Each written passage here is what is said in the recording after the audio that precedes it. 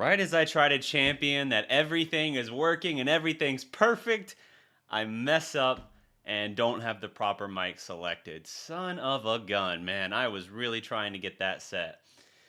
Well, let's run that back one more time. As I just mentioned in my preparations for this, hey, the chat works. You guys are there. I see you. This is beautiful. Lots of people jumping in the house here. What's good? I've got to fix the description below. It's still from my last live stream, I just realized. So I guess between the mic and this, I'm a little rustier than I thought. But that's fine. We'll adjust on the fly like we always do. So, let me see here. Check this out. You're going to see the behind the scenes. Mavericks beat Pelicans 125 to 107. How's that aligning? 107 at AAC. Keep hold on 6 seed. Was that great insight for you? Was that awesome behind the scenes content that you can't get elsewhere? I don't know, but I'm going to say that it is.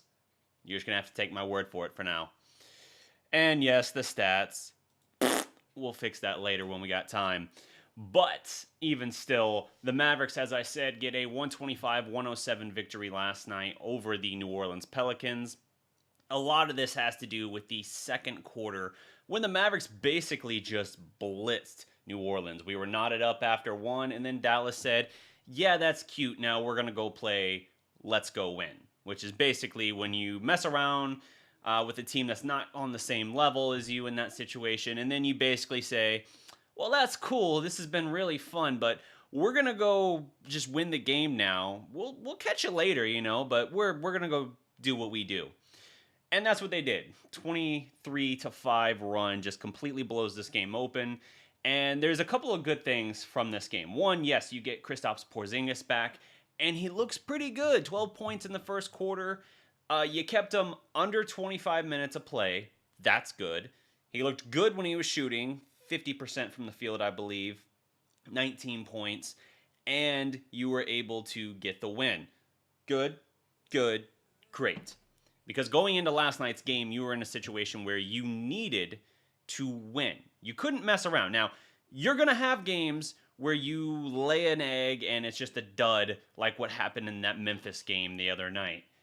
As my dog is hacking up something on the carpet behind me. Fantastic. You're going to have games like that, like the Memphis game, where it just completely breaks open and you go from right there, gritty and everything, to just, oh, okay, the wheels fell off. Thankfully, that didn't happen last night because you had to win. We already have a situation where Portland has the tiebreaker against Dallas. They are now the 5 seed, and they were able to beat, I believe it was Utah last night. So they beat Utah. The Lakers also had a game against Houston, which it took a Kyle Kuzma game winner in the final seconds for them to win. So with those two winning, you had to win. Granted, your game actually, I think, wrapped up first of the 3. I digress. You needed the win. If you had lost, both of them won, you would have been in a bad spot. Thankfully, that does not happen. And so Dallas holds on to the 6th seed. The Lakers, in this case, they were able to get by, even though it's a bad Houston team. For some reason, we can't seem to beat them. The Lakers were able to hang on in their situation, despite no LeBron. And so that keeps that pressure on. But the Mavericks only need to win one more game to avoid the play-in scenario. They clinch an outright playoff spot with one more win. So, with that being the case, they're in a situation where they need peak, maybe not peak, they need the closest facsimile possible of Bubble KP. And with his return last night, it was a really good showing. I was afraid he was going to come in and have a fair bit of rust. He did not. He actually came in and shot the ball very, very well here. I want to run through KP's stat line. In 22 minutes, he had 19 and 5 on 7 of 14 shooting, 2 of 5 from 3, 3 of 3 at the line.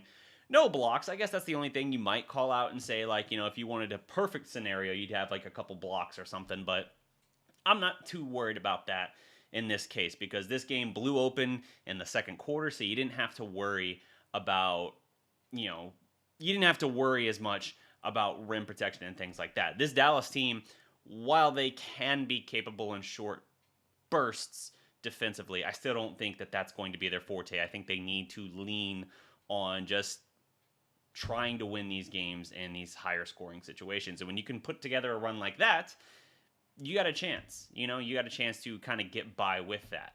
So in this, I also want to call out. I called out KP having a really strong first quarter. Luka was obscene in that second quarter. I think like 17 points of his 33, and he also has 8 boards and 8 rebounds. 7 of 15 from 3 for Luka. So as bad as he was in that Memphis game, probably the worst game I think for sure for him this year. He came back in a big way, and pretty much to take a phrase from Donnie Nelson, he shot the piss out of it. Now, Donnie Nelson was talking about Tyrell Terry as his 3-point shooting when they got him in the draft, but even still, Luka pretty much shot the piss out of it. 7 of 15 from 3, 12 of 24 from the field in that game, and a lot of that damage came in the second quarter. I also feel pretty good about what you got out of Tim Hardaway Jr., not just the fact that you got 27 points. Hey, that's great. He wasn't great shooting threes in that game, only 3 of 10 from 3, but he got a lot of other baskets. He wasn't, usually he's a live by the 3, die by the 3 kind of guy, and in this game, he was able to, again, in the starting lineup, go 10 of 18 from the field. So 7 of those 8 misses were from 3. So that's good. That shows he's getting pretty much anything else he needs. Pull-up jumpers, he's attacking the rim, catching alley-oops in transition from Luka. Very good stuff there. You could look at the three-point shooting and say, like, I don't love that, and he did do a fair bit of that damage in the fourth quarter when the game was kind of already out of hand. I understand it's not a perfect scenario here necessarily, but at the same time, when you have a guy that can be as streaky as Tim Hardaway Jr., it's important to get these big wins, even if they're not necessarily in crunch time situations, building rhythm and momentum. And he has been on a very good streak lately. So I like that he was able to kind of keep that going. If he had just a rough shooting game in general, like the 3 of 10 essentially amounted to 7, 8, 9, I guess if it's 3 of 10, at least 9 points in that situation, and that was his stat line for the game, then you're kind of looking at it and saying like, I don't know, man. I don't know. That's not great. But anyway, let me jump into the chat here, see what's going on, because I love the activity we got in the chat, and I love that it's actually on the damn screen finally, after trying that the past couple of times with no success. Can't catch them first in the house. What's good? Isaiah, what's good? Early morning streak. I mean stream, but yes, it is an early morning stream. I am going to try to implement these more again. I know I've been largely out of pocket and very inconsistent. Life has been crazy. School is the last semester's done. I'm doing some stuff here that's giving me a credit in this case in the summer, and it still puts a little bit on my plate, but a lot of it is just boiled down to just how crazy busy I've been in general. My daughter is a handful these days, and work has been busy as well. So let's see. Yes. Then here comes all the people yelling at me about the microphone. I know. My bad. Let's see. I think we're looking pretty good for the 5 seed, says Michael H. Blazers have 2 tough teams to beat. That is true, but the Blazers have been on a good run. As bad as they were for a while, dropping something like 12 of 14, they have been much better lately. And the big trend for them through a lot of this season was they could beat the crap out of the teams below them, below 500. Pretty much the opposite of the Maverick situation. But when they played the teams that were above them in the standings, they couldn't beat them. They had a bad record against those teams. And their schedule, to your point, had a lot more of those tougher matchups for them. A lot more of those stronger opponents down the stretch. Good, but they're still winning. You know, they're able to We wanted, realistically, when they faced the Lakers a few days ago, we wanted the Blazers, or we wanted the Lakers to win because we own the tiebreaker against the Lakers. The fact that the Blazers won is what allowed them to jump us essentially now in the standings for the 5 seed. We still got a good shot at the 5. I would rather play the Nuggets personally, but we'll see what happens with the standings and as this all shapes up. Shout out from Slovenia. Unusual time for my live show. Not a problem there, Funky Frog Studios. That's a awesome channel name, Funky Frog Studios. Yeah, it's a little bit of a different setup. I used to go live at this time a little more often. I'm going to try to do it more. I'm also going to try and do a lot more of these. Obviously, as we near the playoffs, we're hitting the major run here for when interest should be at an all-time high, and I've got more time on my plate now. Like I said, not being in semester, so that helps. Is the 5 seed really better than the 6? I think matchup-wise it is. We're still trying to avoid the 7, aren't we? Yes, we need one more win to avoid the play-in scenario. If we win one more, then we're good. Today in Mavs Facebook. I haven't been on in a while. My man's slimming down, looking good, but grow your hair out. Damn hippie. Oh, yeah. Yeah, I don't know about the long hair thing, man. If you guys have followed the channel for like the last year or two, you've seen probably, like, if you took like a snapshot of me from like one video every 2 or 3 months over the last couple of years and like put them in a row, it's hard to believe it's the same person, whether it is the slimming down thing, whether it is the hair going super long for a while and then cutting super short, and now it's in a little bit more of a, I mean, it's still short, but it's longer than it was certainly 6 weeks ago.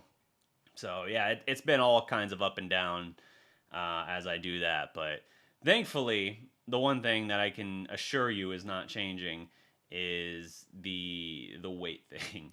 I'm very, I feel like a different person in a good way. I finally found a way for me to work out around my bad back, and that opened up a lot of possibilities for me to get healthy again for the first time in a few years. And thankfully, I have more than capitalized on it. I'm down 42, 43 pounds at this point. Like, that's incredible. That is incredible. But not to toot my own horn or anything, but yes, I'm feeling good, so appreciate you.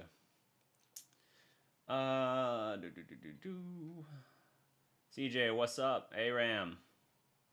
Trevor Foster, what's good? Cowboys X Factor. Now we have to wait until Friday. Yeah, a little bit of waiting, but we'll be all right.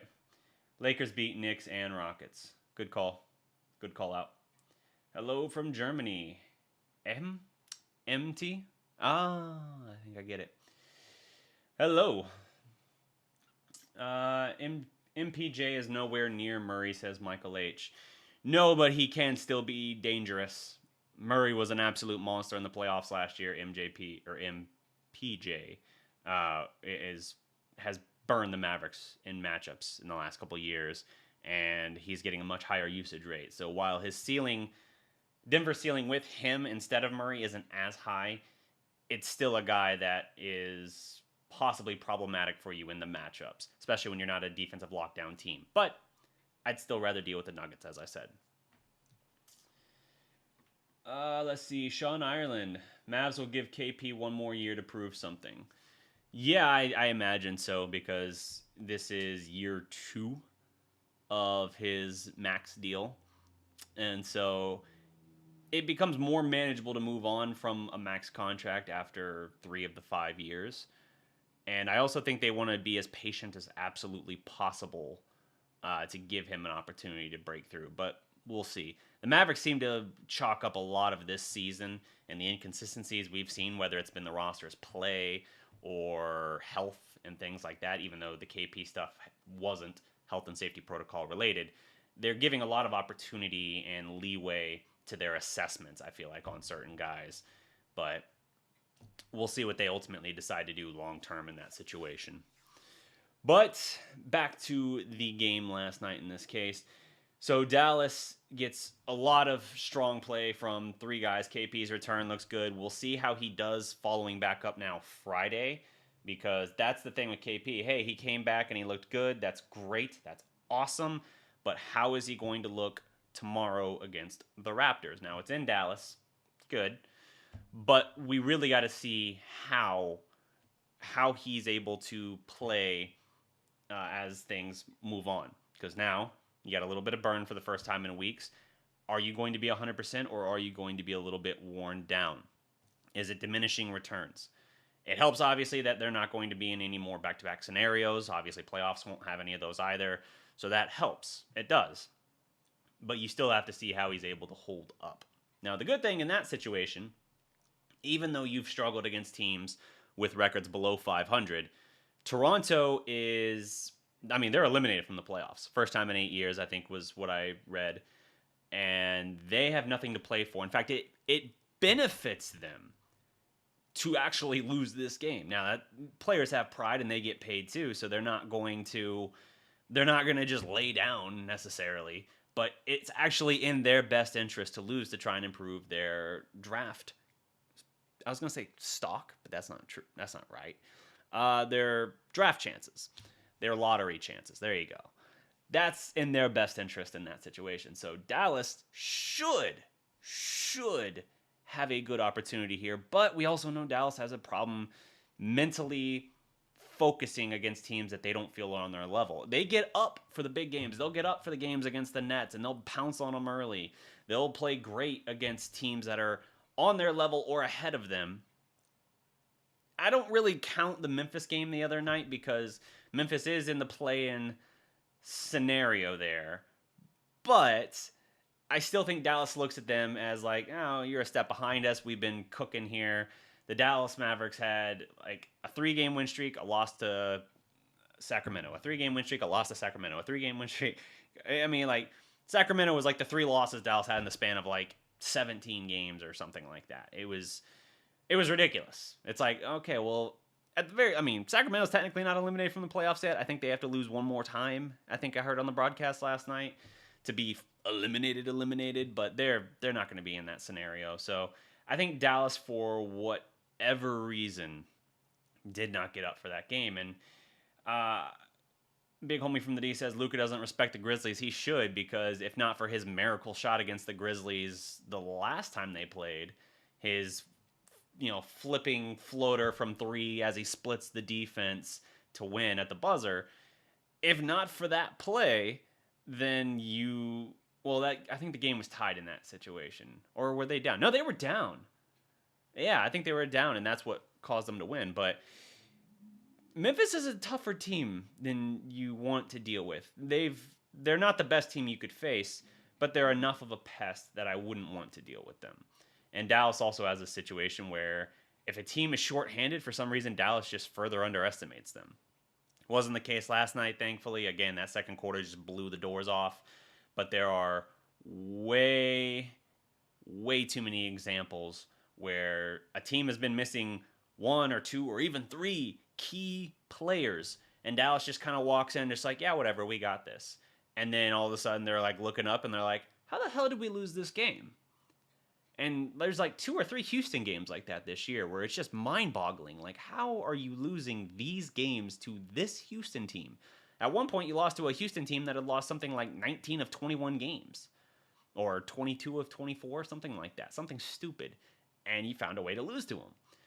They can't just keep telling themselves, all we got to do is show up.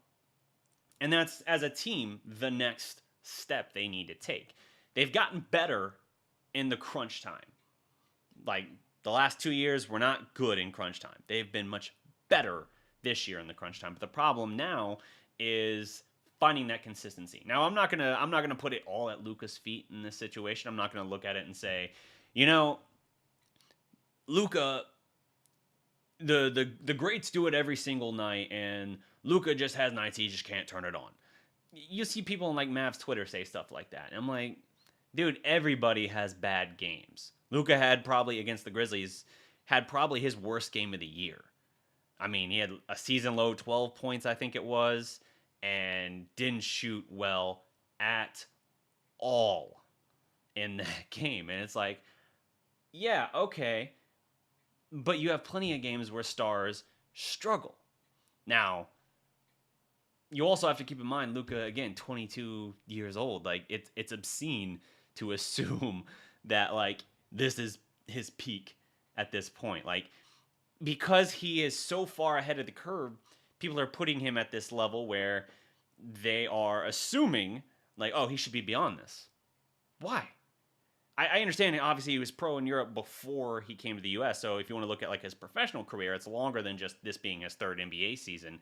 But it's still like, yeah, but he's still 22. This is still a high level of competition. He's going to have times when he struggles. All great players, all superstar players have these games. And so it's ridiculous to put it all at his feet and say like, oh, well, this is a sign that, he can only take them so far. Like you'll see some people say, and it's just like, dude, it you don't if you have that perspective, you don't deserve when he does the incredible things, the game winners, or even just the crazy passes and alley oops and things where you're just like, does he have not just eyes in the back of his head, but like behind his ear, out his nose, whatever? Just he sees everything everywhere at all times, it seems like. Those exciting plays, it's like you don't deserve those if you're going to say like, oh, one of his 4 bad games this year, dude can't take us where we need to go. He's 22 and he's already like not able to do that. Like, tone it down. Tone it down.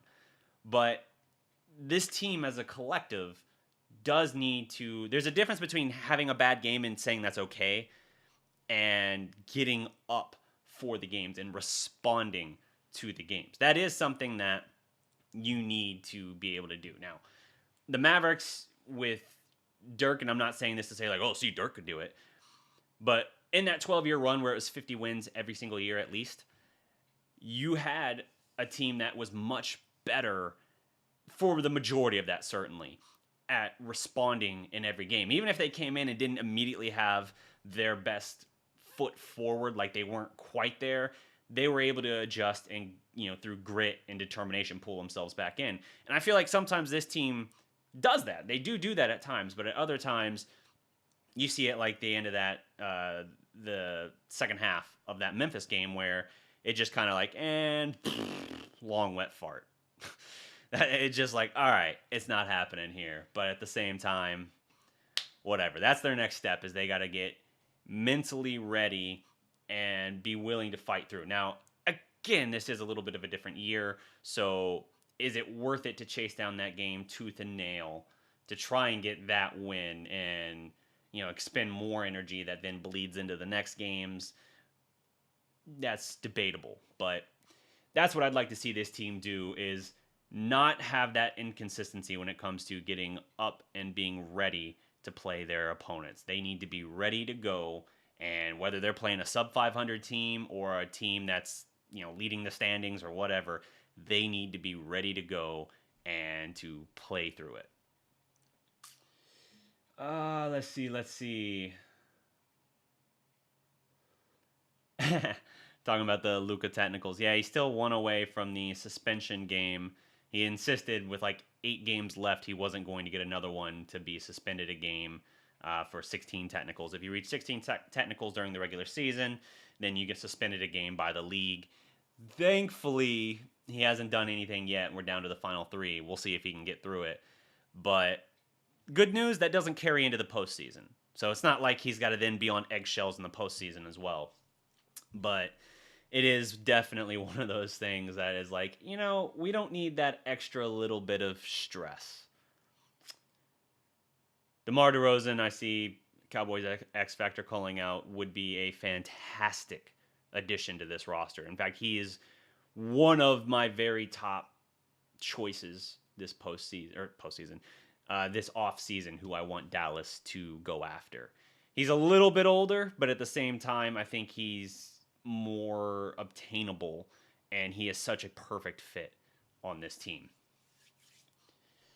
So, in that situation, the Mavericks are sitting in a pretty good spot, but we still got to take care of business. I want to see them be able to respond to the teams above them and below them and not have such wild inconsistencies. Let's see.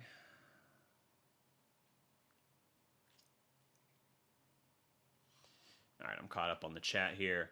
So, yeah, it's let me see. So, I want to take a look at the remaining opponents in this race here. Actually, let me see first if there's anything else I need to call out from the game. Oh, I said earlier it was a 23-5 run by Dallas in the second quarter to open the second quarter. Kevin Gray Jr. actually says it was a 26-5 run. And another call out that I forgot to mention, the Mavericks in that second quarter scored 45 points, which is their highest scoring quarter of the season. This is from Mavs PR. The previous was 43 in the first quarter back in early February against Minnesota. And they also had a Luka Doncic-esque 77 points at the half, which tied a season high for any half. That one being the first half against the Clippers. 2 days after Christmas, I believe that was the 50-point win for Dallas. So really cool stuff there, how they were able to, blow the doors off, basically. You had a strong first quarter from KP, and then Luka went nuts in his own regard. And they were just getting a lot of what they wanted. Now, the Pelicans, again, they've been eliminated from the playoffs. I think it only became official earlier that day, maybe, or the night before, I mean. You had JJ Redick liking the tweet saying they'd been eliminated from playoffs. That's a funny level of pettiness. And speaking of JJ Redick, we know he's not playing the rest of the regular season. The final 3 games he's shut down, so we will see what he's able to do in the postseason. It has to do with soreness in that right heel. Again, you got a guy that is 35, 36 years old, an older sharpshooter. It's kind of like a Peja Stojakovic, only Peja didn't have a bum Achilles in that situation. So I don't know, man. I don't know. He can be a great weapon for this team in the playoffs, but we have to see, what his health is, how good to go he is in the postseason, and what they're able to do with him. He adds a whole lot to the team in regard to the floor spacing, but right now he is on the mend, and he's one of the few things of this team that's not kind of gelling together at the right moment. Because, yeah, Luka's playing out of his mind.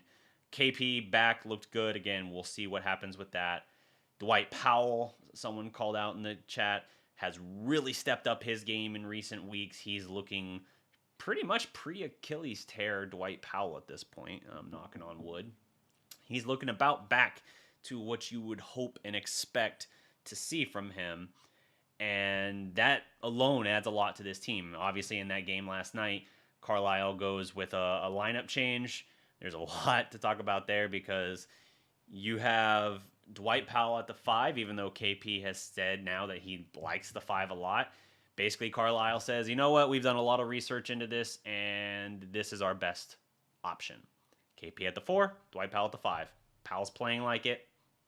We'll see how it works. Obviously, last night worked still great for KP, but that was one adjustment, and then the other was taking Josh Richardson out of the starting lineup in favor of Tim Hardaway Jr. We've seen that toyed with a little bit here and there. And Hardaway had a very good game, like I said, and was diverse in his scoring attack. Awesome. That is something this team really, really needs to do, because at this point, I just got to throw my hands up and say, like, man, I thought Josh Richardson was going to be so much better in the Mavericks uniform than he has been. I thought, and again, it's a little bit of a weird year, but I really had high expectations for him. I thought he would be a pseudo third option. I thought he would be better than Tim Hardaway Jr., and we've talked about the ups and downs and the roller coaster that is Tim Hardaway Jr. and his shooting streaks and slumps. But Richardson has just not looked like a reliable, comparable option there. His mid-range game has not been good this season. His three-point shooting is actually down compared to his season, and not even season, his career averages and everything. And it puts him in a situation where it's like, dude, we thought you would at least be reasonably comparable because of your wide open looks you would get and what you shot on those, even in Philadelphia, which was in itself considered a down year. We thought you would be able to bring at least a comparable amount of that to this team in exchange for Curry. So we thought, hey, get ourselves a quality defender, get ourselves a guy who can knock down threes at a good rate, even a respectable rate to something as amazing and electric as Seth Curry's three-point shooting. And overall, it'll be a win. Now, obviously, you got a draft pick with that. We'll see how that shapes out in the years that come. But you still have a situation where it just hasn't lived up to the expectations. And that looks like one of the areas we'll see in the postseason. There's going to be times where you really need to have another defensive wing out there that can really contribute. It was desperately needed last year against the Clippers, and you didn't have it. That's why you're having to just throw Maxey out there, and Maxey's a great perimeter defender for a big, deceptively good. But that's still not an ideal situation to be like, all right, go check Paul George, go check Kawhi Leonard, go do with all that, and we'll figure it out. It's like, yeah, you'd like to have a Richardson in that situation, even if you've now said, you know what, we're going to move you out of the starting lineup in favor of Tim Hardaway Jr., who is shooting lights out lately. All right, fine. Even if you're going to make that adjustment, at the very, very, very least, give us that defense off the bench. What did he actually end with? I'm curious. I want to see Richardson's stats off the bench. Ooh, not good. 14 minutes, 1 of 7 shooting, 1 of 3 from 3. Not particularly strong. Let's see.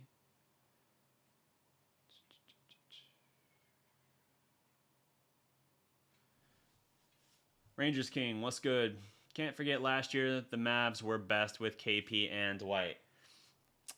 Best with KP and Dwight. KP didn't break out, though, until after Dwight's injury. KP broke through in January once he moved to the 5. So I don't remember what the team's record was comparably, but I know that KP's individual breakthrough occurred once he moved to the 5. And he had to be convinced of that because he had always been a 4 and said he felt stronger and more confident at the 4. But then evidence to the contrary stacked up, suggesting, hey, you do a lot of damage here at the 5, and there's even fewer 5s who can guard you on the perimeter than there are 4s. You got a lot of stretch 4s now in the NBA who can at least check you out there and do a little bit to make it hard on you, but there are very, very few centers who can do that to you. Richardson is ridiculously inconsistent. He was also one of the guys hit hardest by the health and safety protocols. Now, I don't know the extent of lasting effects for him. I do know you have guys like Jason Tatum who suddenly have to take an inhaler before every game because prior to COVID, they had never needed it, and it just had long-term effects on a guy that's going to be in like the top 1% of all healthy and, genetically healthy, viable people in the world, like everything in that regard. And yet he's got to take an inhaler before every game now. It's not the end of the world, but it still shows like effects like that. I don't know if Richardson has anything. I've certainly heard nothing of it. And I feel like we would have heard something to that effect. But the point is, it's not always something that you see or know about. Brunson will be huge in these playoffs, mark my words, says Trevor Foster. That is correct. We did not have him last year, and he is definitely, I think, an X factor for this team. We just have to see what he's able to do. It's going to be his first playoffs. I think he's a little bit up and down. He's usually pretty steady hand and reliable.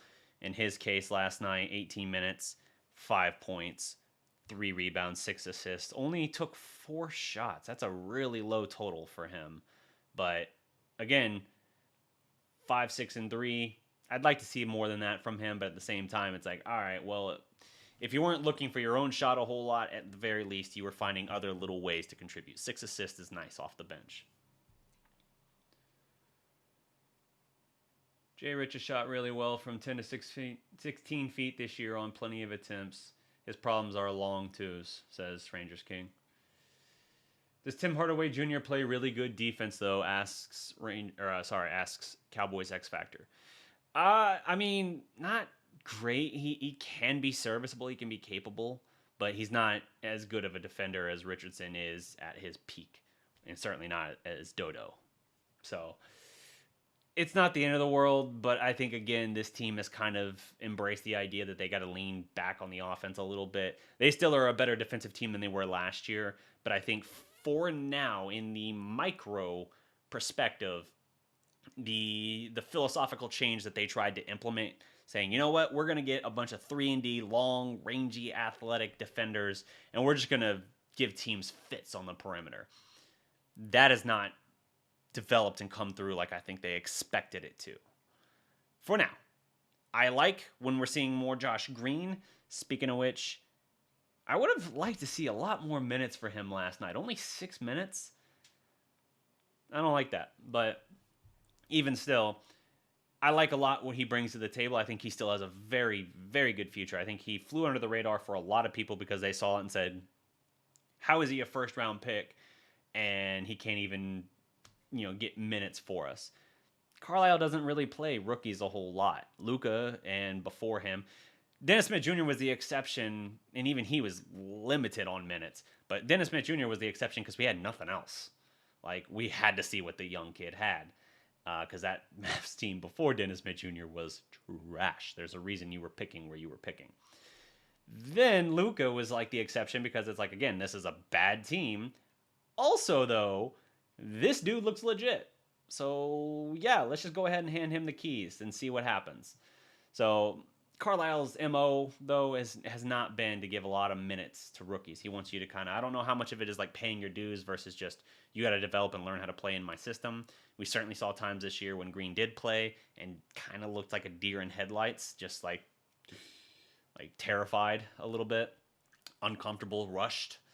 And things have slowed down a little bit for him. He's able to kind of process it, and he's making some nice, really good hustle, gritty plays for them. A lot of good energy plays, and the Mavericks have several guys that are capable of that. Maxey, Dwight, Dodo, all of those guys are good at it. So I like how Green brings a lot of that as well. So I think their philosophical shift will long-term still work. It just has not panned out now, and I think they're having to lean more into the offense and say, like, all right, we're not getting what we thought defensively out of Richardson on the perimeter. Certainly not getting what we thought we would get out of him offensively. Because, again, if you remember, Carlisle said after they acquired him, I had my eye on Richardson for a couple of years and thought that he would be a perfect pairing next to Luka Doncic. This has not been perfect. Not at all. But even with that being the case, it's still a situation where you have a quality backup option in this case. Hardaway Jr. is in a hot shooting streak. You move him in the starting lineup and say, like, all right, his defense compared to Richardson, it's not too bad of a step down, and you're at least going to have a guy who thrives in that scoring role in the starting lineup. I don't know that he would be, in fact, I am certain he wouldn't be happy about it, but this is pivoting to another thought here. Porzingis off the bench would be much better, I think, with that second unit. I'm not saying like that's the permanent best option. Maybe you just adjust the lineup where instead of making him come off the bench, you just kind of stagger him and Luka a little bit more. But I think that it would work better and it would probably help placate him a little bit in terms of still getting his touches and it not feeling like you're having to kind of force feed as much. But that's another discussion. Let's see. Rangers King says Mavs had a better record with KP and Dwight than KP at the 5, but KP himself was better at the 5. Yeah, I mean, but to get that sample size, I feel like this, certainly for last year's team, the ceiling was highest when Luka and KP were playing out of their minds. Like, their option, their potential to go past teams was to just completely blow the lid off the basket and score at ungodly levels in terms of efficiency and stuff. That wasn't the case the first half of the season because KP wasn't breaking through and that team was not a good defensive team. They were 17th, I think, in the NBA defensively last year. That wasn't going to get it done. By the way, whether it's Rangers King or someone else, drop in the chat. Let me know, or us know rather, where the Mavericks currently stand in terms of offensive and defensive ranking in the league. I'm curious. I know post All-Star break, their margin of change or whatever has been the most improved throughout the league, like by a comfortable margin. They are the most improved team in terms of their offensive and defensive net ratings post All-Star break. But I'm curious where they stand in the picture of the entire season. So if you can, drop that in the chat real quick. Otherwise, I'm going to be sitting here kind of silently muttering to myself for a moment, and that's not the most... Ugh. Sorry, I adjusted the mic and it squeaked. That's not the most exciting thing to do.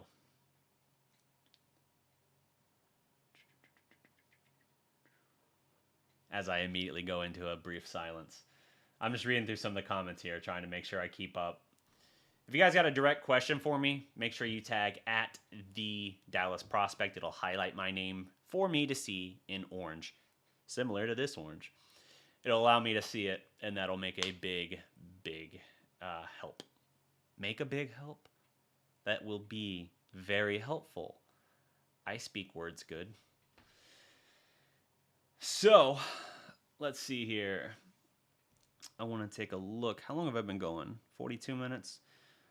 I've got another 20 minutes if you guys got the questions to ask. Otherwise, I'm just going to kind of keep looking through some of the stuff here and thinking out loud, musing to myself. It was interesting to see last night, too. Wessa Wundu. That was another one of my not great predictions. I thought he was going to be more of an X factor for us. Granted, I was talking about during the stretch of health and safety protocols that ravaged the roster. That was a miss. What are the odds of winning a championship this year? Not great. I mean, like, I've had this discussion with a few people, including Rangers King. I think this is a team that can win a playoff series. I thought last year, if they had kept KP healthy the whole time, they would have beaten the Clippers.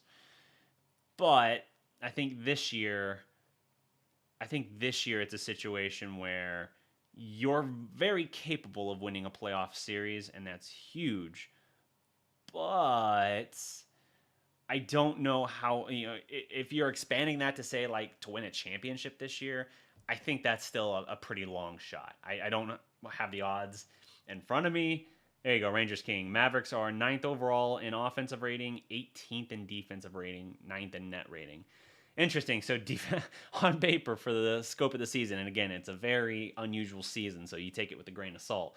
But defensively, we somehow show that we are slightly worse than last year's team defensively in terms of our rating. Not great, but you kind of throw that out and say, like, all right, well, what have you done since the All-Star break, where we know they've been the best trend on that way in the league. So that's awesome. I actually want to get the exact wording on that right. Let me check my notes here. Let's see. The Mavericks have the best net rating post All-Star break versus pre-All-Star break. Pretty cool. B-ball is different than NBA. B-ball reference is better than NBA.com, by the way. Interesting. So, yeah, I'd say the Mavericks to win a championship this year is pretty long, but you know what? We haven't won a damn playoff series since we won the championship in 2011. The 2011 finals was the last time we won a playoff series. We've had one time getting to a Game 7. That was against San Antonio in 2014, and they blew the doors off us in that game. First time and only time Dirk ever lost a Game 7 in the playoffs. And, we've had a couple years where we got to a Game 6. This team, if they get a playoff series win, I'm happy. Not happy as in, like, content. I'm happy as in, like, all right, well, that's another major step forward, but we'll see what they can do, because the West is tough. This team can beat anybody.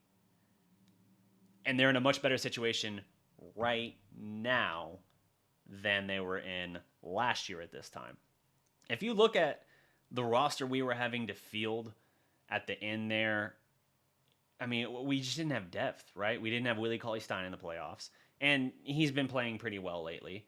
It's good to see Dallas getting value out of him. He's actually catching alley-oops from Luka again. That's cool. He's showing energy plays and staying active on the boards. Awesome. You didn't have him last year because he opted out of the playoffs during the restart and everything. You didn't have Brunson because he was out with the rotator cuff injury. You didn't have, I mean, you didn't even have guys like Reddick off the bench or Green or anything like that. You didn't have Richardson. We'll see what he's able to bring value wise to this team, but your team was just much more limited. I mean, you were starting Trey Burke, who you had just picked up for the restart. You were in a crucial game having to start him with basically your season on the line. Like, not ideal. And then you lost KP, which made it worse. Like, the team towards the end of the playoff run last year was nowhere near as good as it is this year. And we're not even just talking about the fact that, like, Dodo has taken yet another step forward, or that granted, Maxey is still a concerning point for me. He missed some time with Achilles soreness, and I always get nervous when they talk about Achilles soreness because it feels like it's a very touch and go situation. Like, to me, I think of it like a rubber band, and it's like if it's sore, it's like there's a lot of stress and strain and wear on it, and they're just hoping that rest will kind of help it, like, the inflammation go down and it be fine. But, like, it concerns me, and don't worry, I'm knocking on wood as I say it, but it concerns me because I always wonder, like, when you say soreness, are you just trying to choose, like, a word that's least concerning? You know what I mean? Like, is it a word that you're trying to use to defuse some of the concerns around it? I don't know. But Maxey is a very, very good weapon for us as well. And assuming that he's fully healthy and good to go, then that's another killer weapon. And last year, Maxey had a bad three-point shooting series against the Clippers. He was great defensively, but my God, did it take everything out of him for his three-point shooting. He was abysmally bad. And he got, unfortunately, I say unfortunately because he couldn't shoot himself out of it. He got so many three-point opportunities in that series, and he just couldn't throw it into the ocean if he was standing with his feet in the waves on the beach. You know, like, he could not do it. And so this team is better than last year's team. And that alone is reason for optimism, I think. I also think that if they can get the Nuggets, it's a better matchup for them than the Clippers were last year, even though the Clippers are a better team as well than they were last year. It's also a very different looking team, you know, different head coach and everything, and a lot of those role players have changed out. So something to keep an eye on.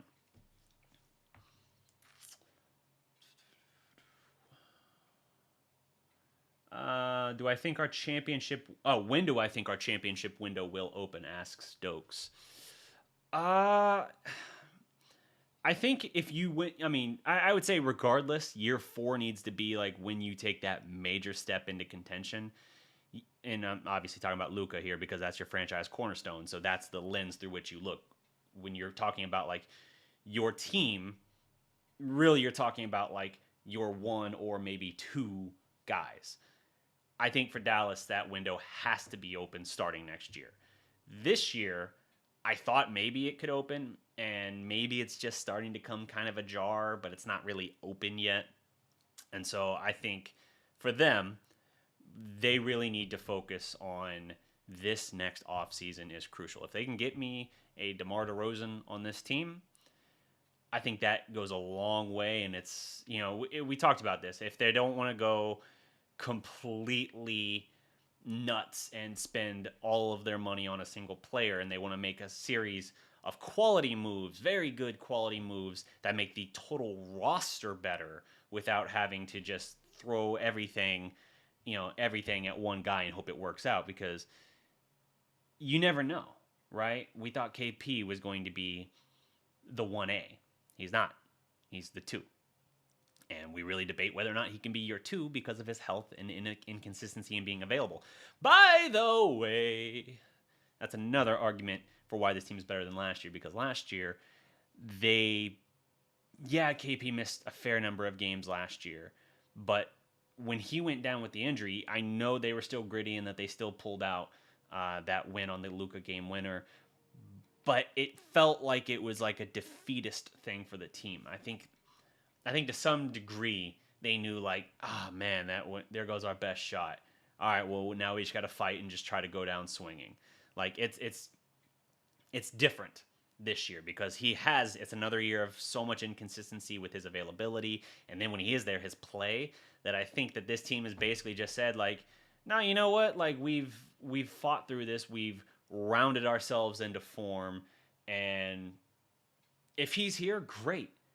If he's not, all right, well, we've been down this road numerous times. We're not scared. We've beaten a lot of good teams even when we didn't have him. I think they look at it through that sort of lens now, and that's better than last year. But the point I was making about the championship window, I would say if you can make several moves this offseason that really strengthen your roster, and when I say several, I mean like if you get me a DeRozan and then you make like one or two more quality additions, very, very good. And another thing there is in getting a DeRozan, you're not going to have to make a trade. He's going to be a free agent.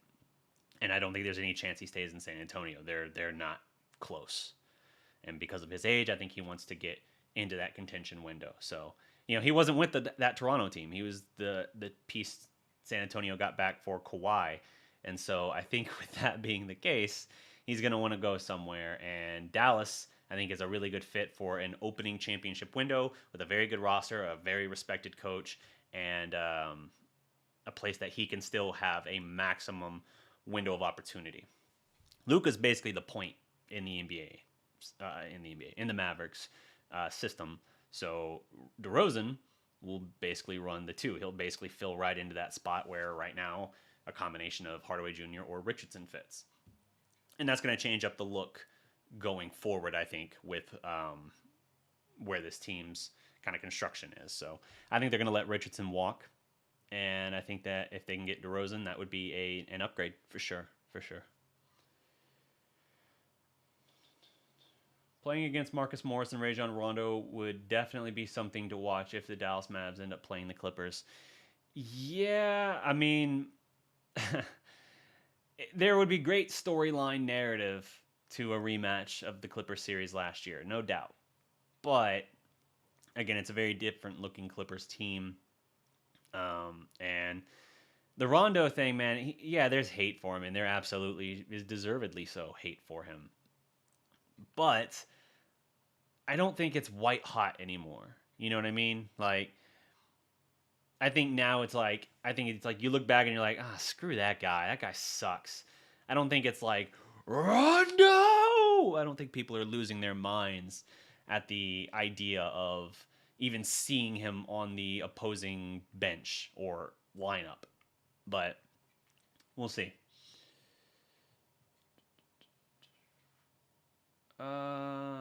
Since the storm, which in my metric for the Mavs, because that's when they had the defensive practices, the Mavs net rating is a plus 5.5, which is an improvement over last year's net rating of 4.9. All right, well, better than last year's. To take away from that, goes with sort of what I was saying, just adds additional stats and analytics to it. Appreciate it. Feel the Mavs will beat the Nuggets without a doubt. They've played Denver very, very well, and as I mentioned before, with Jokic running so much of that offense, and now with Murray being gone, they're absent one of their two stars, a guy who was an absolute assassin in the playoffs last year, and with everything running through Jokic, it's a much slower paced offense, which I think serves Dallas well because Dallas is not a team that gets up and down the court and runs a lot. So that's something to keep an eye on. I think that's a very, very winnable series. It's going to be physical and it's going to be tough. I'm not saying it's going to be easy. I just think that Dallas matches up with them best. Still a very good team, but I think they're more vulnerable. The thing is, like, teams have their struggles right now, right? Like, Portland looks like a first-round exit to me. I know they've been playing better, but they look like a first-round exit to me. I think that the moves they made at the deadline were actually a downgrade. I don't understand moving on from Gary Trent Jr., and I don't think what they got back in return was worth shaking things up a little bit like they did. So I don't understand that mindset. I think they're worse than they were last year, And I think that they've struggled quite a bit as well. They look like a first round exit to me. I think that's a matchup teams would be willing to draw in the first round. The Lakers, they're riddled with injuries and nicked up, and LeBron and AD have both. AD's been doing better, but LeBron still isn't there. We still don't know what his situation is exactly. They're just trying to basically put him in some sort of cryo chamber thing until it's time to roll him out for the playoffs. But I think they're more vulnerable than they've been in the past year and a half. So with that being the case, it's like, okay, well, let's see what they're able to do.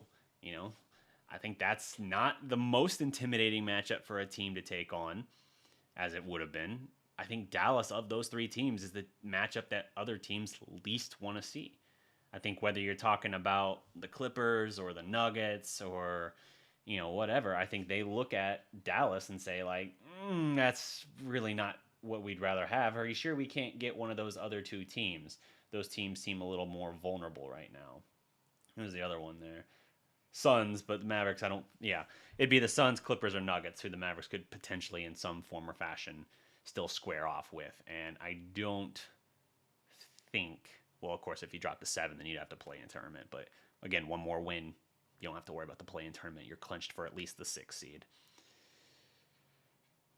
So I think of those three teams, Dallas is the one teams least want to see. Conversely, I don't want to see in a play-in tournament, period, but I don't want to see the Warriors or the Grizzlies, or the Spurs are currently at the 10 right now. How much do I think Tim Hardaway Jr. re-signs for? This is a tough one because I think he's a good fit in Dallas. Dallas has been his best fit. He was initially with the Knicks, then he went to Atlanta, had a couple good years, then he went back in a trade to the Knicks with a big payday, but he didn't really, in New York, it didn't come close to living up to it, and then he came to Dallas, and he has made good on his value. What he wants in Dallas, he's gotten paid a lot in his career for what he is, but I think he's going to want a handsome payday. I don't know how much you're probably looking at spending him. If I recall, the cap is impacted in a downward trajectory slightly for this next offseason. Like, teams have less salary cap set, a lower salary cap set by the league than before. But it will, moving forward, open up. So that still means you could sign to a big deal. You would just have to structure it in a way where year one maybe pays a lesser amount of it and then it inflates. You know, that's how it usually goes, is as you move through the contract, it stacks up and it's like, this year you're 19 million, now you're 21.4, now you're 23 point, you know. There's different constructions like that. It's not like it's always just evenly divided, of course, across 4 years or something. So if you have that sort of scenario, then I think you could. I'd like them to bring him back. I think they probably are looking somewhere in the territory of 21. I'm so torn on that because I like what he brings to the team. I also still am not ready for a long-term commitment on that front, as far as like high value. But he's already making like 20 or 21 this year. So yeah, I would say I would want to try and keep it in the low 20s. And if I did a deal with him, I don't want to do a 5. I'd rather do like I don't think you could get a 2, but if you could get a 3 or 4 year deal and try to keep it reasonable and just understand, because NBA contracts are movable. Never forget that. They are movable.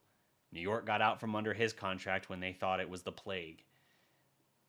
First Oklahoma City, but then Houston also got out from under Russell Westbrook's contract. Now, Westbrook obviously made incredible history, recording the most triple doubles in NBA history recently, but it's still a very different situation where it's like, yeah, but do you want to be paying like $40 million for that guy? Not really, but even still, you move that contract twice. The Wizards got out from under John Wall. And I know Wall had little flashes in Houston, but it's like they got out from under one of the worst contracts for a dude coming off an Achilles. And granted, it was in the exchange for Russell Westbrook, but I digress. You can always get out from under contracts if it's bad. So even if you got to go bigger for Hardaway than you want, you don't want to compromise what else you're trying to do as far as other major moves you're trying to make, because Hardaway is not your number one priority. If they only end up re-signing Hardaway and then they make some minuscule move this offseason, I'm going to be pissed. Now, I know you got other contracts coming up in the future that you're going to have to figure out. You're going to have to figure out Dorian Finney-Smith. You're going to have to figure out, obviously, the impending Luka Doncic crazy max contract, and that's going to make things a little more difficult as well. That's why I say this offseason has insane importance for Dallas. But I think even if you have to pay a little more for Hardaway than you want to right now, or even if it's a little more years, like in the case of like 3 or 4 years, then you do it because it helps and it fits right now. And you understand that really, really no contract in the NBA is unmovable. It gets different degrees of difficulty and all that moving them, but nothing is unmovable. So I would probably go that route. I would try and say, look, I want to bring him back. He brings a lot to this team. It's his best fit. I don't think he's going to give you any kind of hometown discount, but that doesn't mean that he's going to bolt if someone offers a bigger contract either. Depends on how much bigger. Let's see. If there's one thing that's the most interesting post-Storm, the Mavericks' offensive rating is 0.4 better than last year's overall rating. Interesting. So last year's historic rating, but you're saying post-Storm, which is why the overall season trend is lower. Yeah, it's a better roster, and Luka's had another year of progression, so I can understand that. It's good to see that, though, that the trending has been that much stronger. Defensive rating is basically the same, but defenses across the league have been much worse than last year. This year's top defensive rating would have been 5th last year. That's a good call-out. We need to sign someone to guard opposing point guards. Asking if Chris Dunn. It's an option. I'd be curious to see what cost would be for that and how that would impact our flexibility for some of these other moves. DeRozan would let you do that, though. Dallas's mental toughness, I think, swings more like Dirk's era because our lineup is just so much more inconsistent. We don't know if and when KP will play. Our lineup changes too much, as Michael. It is very inconsistent with this team, and when you got your second most important player in and out of the lineup and nicked up with knee and ankle and stuff, that was a red flag for me when they were talking about KP's absence recently. So he had cited an ankle soreness back in January, and then they said over time it kind of worked its way up to his knee for soreness, and it's like a traveling ankle pain up to the knee does not sound typical. That sounds concerning. And then, obviously he had the ankle roll that we saw, and so it's like, I don't know what the state of that is, but it's another one of those ones that kind of like the Maxi Achilles thing that I was just like, I feel like, and you see a lot of teams do this, right? Like in the NFL, Bill Belichick is notorious for being as vague as possible about his injury reports. He has to, by league rule, list it, but he wants to be as vague and unclear as possible. And so, it's a competitive advantage thing. And so I feel like Carlisle kind of is taking a page out of that book in the Mavericks when they say like, oh, soreness. Like, is it just soreness? Because we're talking about a lot of games at this point with soreness. So I don't know. And with KP, I'm trying to remember what ankle it was. Was it his left ankle?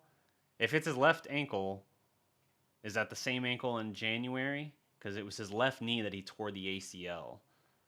And so, like, if he had a pain that started with the ankle and worked up to the knee, did it work up to the surgically repaired knee? Like, these are all things that went through my mind, and I kept telling myself, like, the next time I jump on the stream, I want to talk about it. And things were crazy, and then it was days later, and so I never had an opportunity to get on and talk about it. But it's an interesting thing to consider for sure. Hopefully this team's good and ready to go and can hold it together, because we need to win a damn playoff series. If you don't win a playoff series this year, I know the front office is going to want to make every mulligan an excuse in the book. I don't accept it. I don't. It's funny because in 2011, we thought that they were going to bring at least part of the championship team back, even if they weren't going to bring the whole squad back to try and defend it. We thought at the very least they would keep Tyson. They didn't. But we believed at the time, I think you could have asked anybody and we would have said, if they can win this championship, their first in franchise history, even if it means 10 years of inadequacy and ineptitude, we'll take it. Well, guess what? We are like a month away from the 10-year anniversary of the 2011 championship. We have waited. We have been patient. Some more than others. And I say that even as someone who has been very impatient at times. In my case, all I'm insisting on is a playoff series win. I don't even want to see them lose in a competitive Game 7. I want to see them find a way to get a win, especially if they draw a more favorable matchup. But we'll see. We'll see. I know it's a lot to insist that no matter what, especially when you're the lower seed of the matchup and you're talking about facing down the 4 or the 5 seed, you're not going to have that advantage. But I think this team needs to find a way to take a big step forward. If you want to actually draw free agents to Dallas, you've got to find a way to take that next step. And if you keep being a first-round exit, you're not going to get that attention. You're not going to get that consideration. Luka might be thrilling to watch, and KP remains an enigma. So are you going to be able to bring guys in if it means continual first-round exits? Are they going to look at that and be like, that's the next one I need to go to? I don't think so. I think you have to show at least that one crucial step forward, because anything else is just speculating on what maybe they could be. They need to see an actual glimpse and preview of it. You need to see what they can do on that stage. Last year you had Luka's game-winning shot. That was awesome. He had a great playoff series. But you need to show that next step and that next phase in your evolution. Let's see. I think Luka would be a better defender if he wasn't carrying the offense. We see the same thing with Kevin Durant right now, says Michael H. If Brunson was a better defender, I think he would be a better option along Luka than Richardson. I like Brunson coming off the bench because I think it's important to have a guy that can run the offense and be capable in that regard off the bench. We don't have a lot of guys that can create. That's another reason why DeRozan would be so crucial to this team and so helpful on this roster. So that's what I want. I think Brunson off the bench, keep him there, and you go get another guy that can create alongside Luka. I agree Luka could be better defensively if he didn't have to carry all of the burden offensively, but that's just how it is right now with the construction of this roster. We got a bunch of nice parts, a fair number of them developed in-house, but you need to be able to take some of that burden off of Luka, and the best way to do that is through those means. Brunson is a free agent too. Let's see, he was a second-round pick, so I guess he wouldn't have been a 5-year deal. If that's the case, then yeah, you make sure you hang on to Brunson if he's free agent. And I think Brunson would be easier to hang on to because I don't foresee him bouncing to go elsewhere unless he just gets like no money offer from Dallas, which I don't see. I don't see him bouncing elsewhere to be like, I need to be a starter. I think he understands and accepts and appreciates his role here. It's a good fit. Let's see. I pretty much need to go into a wrap up here at this point. If you guys have any last questions, I got time for like 2 or 3 more questions, and then I got to wrap this up. Jump in, let me know, and we will go from there. But Yeah, it's going to be very interesting to see what this team can do um, in the playoffs because they are, for the most part, finding a very crucial stride, it seems. They have been very good down the stretch. Yeah, they've had those bizarre losses to the Kings. It bewilders me that they failed in any of those three games to get up and respond. And they had that brutal loss to the Grizzlies a couple nights ago. But they responded well with a convincing win over the Pelicans. And that's good. They've been much better lately at handling business against teams that they should. Swept the Cavs a couple games ago. The Cavs had like an 11 game win, or sorry, losing streak that they finally snapped, I think, last night as well. But Dallas has been, for the most part, handling its business, and that's crucial because they're not out of the woods yet. So Saturday, the Lakers play the Pacers, and then they close with the Pelicans. Where do the Pacers currently stand? The Pacers are the 9 seed, so they're in the play-in picture, and it looks like they're not likely to drop. They're a game and a half ahead of the Wizards, so the Pacers still have quite a bit to play for. So that's the only real push that the Lakers are going to have against them because the Pelicans, again, don't benefit from a win um, at this point. And Portland has no. And Portland ends with the Suns and the Nuggets. That's quite a difficult one to end on, but I would caution and say that the Nuggets and Suns, the Nuggets still have the opportunity to move up. That's key. The Nuggets are only one game back of the Clippers for the 3 seed, and if that happens, obviously that changes up the matchup. The We'll see what happens with the Mavericks situation in that part of the standings. But the Nuggets still have quite a bit to play for. The Suns, meanwhile, they're 2 games up on the Clippers. So as long as the Suns don't lose the next 2 and the Clippers win the next 2, the Suns, I think, are locked in where they are. So Portland does have the toughest schedule of the 3 remaining teams. We'll see if they can hang on and avoid the play-in. But they're currently the 5 seed with a tiebreaker over the Mavericks. And the Lakers are hanging on in that 7 seed, trying not to be in the play-in tournament. Let's see. Not a question, but Dodo is becoming such an important part of this team. I love everything he brings. I agree. Dorian Finney-Smith should be paid handsomely on his next deal because they got him for like a 4 for 16 before last season. Yeah, before last season. They re-signed a bunch of their own guys. And he is going to be worth a good deal. He's 28, I want to say. He's just a defensive specialist coming out of Florida with no three-point shot to save his life. And until last year, he had always been an abysmal three-point shooter. But they kept developing him. They kept building up his confidence. And now the last 2 years, he's become one of the best value 3-and-D weapons in the league. And he is one of those guys that's always a high-energy player. Very much a big part of this team.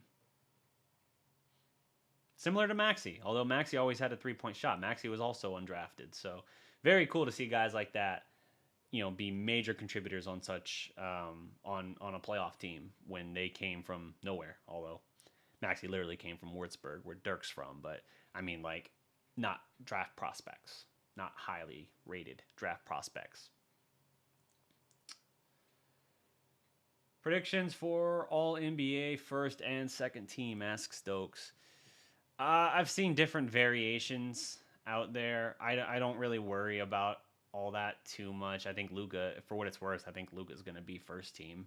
But I really don't worry about it too much. I don't worry about MVP polling or anything like that, and I don't worry about that. I will say on the MVP front, I don't like the kind of forced narrative that people are pushing with Chris Paul lately, because while it's commendable what Phoenix has been this year, their net rating with Booker is a bigger improvement than with Paul on the floor. So I think Phoenix was already on a drastic upward swing, and adding him was just a perfect addition for them at that right moment. But I don't think his numbers project to be MVP over Jokic or, even. Why did I just suddenly draw the most ridiculous blank ever. Embiid, my God, like that just totally slipped my mind for a second. Yeah, I don't think he's having a better year than either of them, and I would put Luka over him in MVP voting. I've seen people also put Steph up there, and I understand how bad Golden State is without him, but like that gets into your definition of what do you consider the MVP to mean? Do you view it as literally the best player on the best team, or the guy who is most integral to his team? Because I could argue that if it's the latter, Steph should have won it last year. I mean it. He should have won it last year if that's your definition, because they went from halfway comparable to garbage buckets the second he was lost for the year. That team was completely different without him. That's very very indicative of his value, isn't it? I mean, you could say that in any sport. The Indianapolis Colts in the NFL had several years of being 12 wins and in the AFC Championship game, and then Peyton Manning has neck fusion surgery, and suddenly they're a 1 or 2 win team. He should have gotten MVP that year, clearly, because clearly he not only is he one of the very best players in the league, but his value was worth 10 games, 10 wins in the regular season. You can't top that value. So I don't like the narrative of pushing Steph there. And Steph's been doing incredible things. He's been shooting the lights out from three in ways that we've really never seen. I'm not at all trying to undercut or undersell his season. I just think that you have to factor in the record somewhat. And that's why I don't have Luka higher as well, by the way, because Dallas is sitting in the 6th seed, arguably pushing at the 5th seed. But I think it should be between Embiid and Jokic, and I think it's probably Jokic, because Jokic's numbers and games played and all that are just that much better.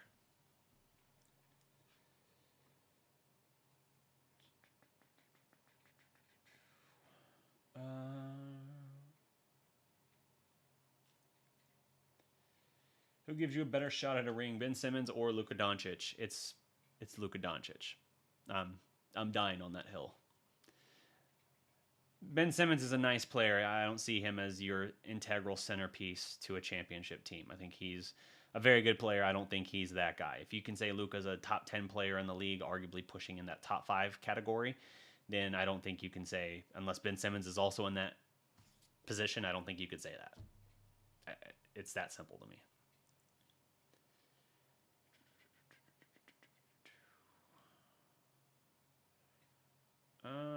Love your lives and videos, DDP, on NBA TV in 5 years. Let's go. Much love, bro. Appreciate you, Caro.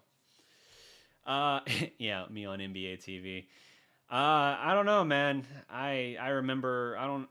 It's a different audience and a different crowd here. If any of you know who RJ Young is, then you know that is the case of a just hardworking YouTube sports commentator. His case was college football, particularly started with Oklahoma Sooners. And he expanded out a little bit as he's gone along, but his meteoric rise, I met RJ and started working with him when he had like 300 subscribers.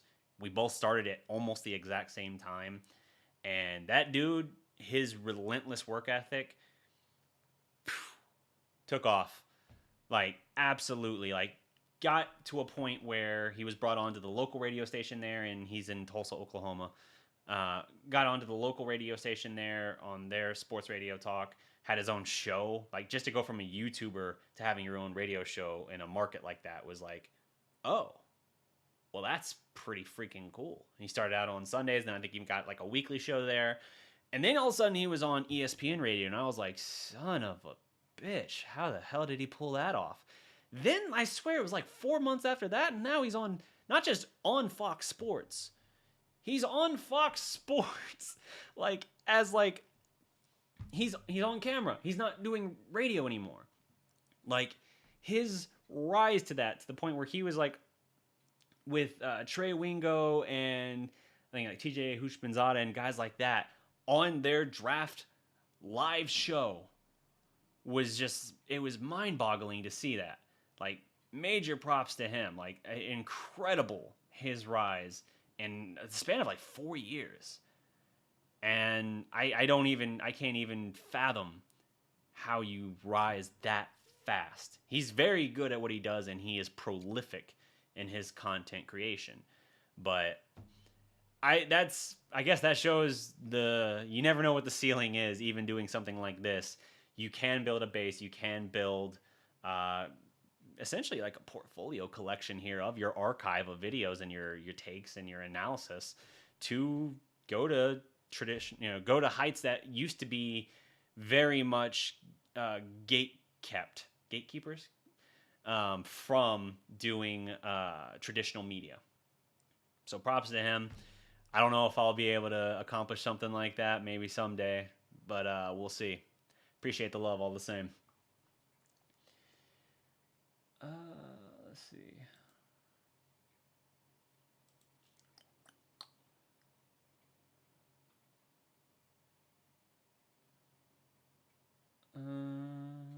RJ Young is great. He is. And he is not on a step mill. You are correct. Do you think KP messes with our chemistry or adds to it? All right, this is the last question I got time for. Do I think KP adds to our chemistry or disrupts it? I think the team ceiling is higher with KP. I think when he's there and he's dialed in, I think the team's chemistry is better for his presence. When he's struggling, I think it can be a disruption. Because even though he does still play hard, I think there is, and this is just my speculation, I think there is that little part or understanding where you say, he's off right now and he's not fully dialed in, he's frustrated.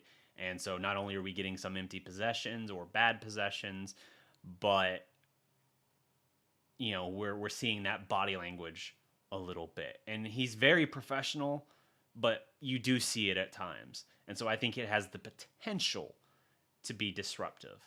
But I think if you got him physically and mentally right, if you got bubble KP and KP like you saw in that Clippers series prior to the meniscus, then you've got not only a higher ceiling, but you've got phenomenal chemistry where him and Luka are, signaling each other from the bench or on the court, thumbs up, high five, whatever. Like you're riding high in that case. It just depends. I mean, you could make that argument in about a lot of guys, but I think as mixed as it can be, I think it has the potential to be as incredible or as I don't think it would be like it would not be a Rajon Rondo.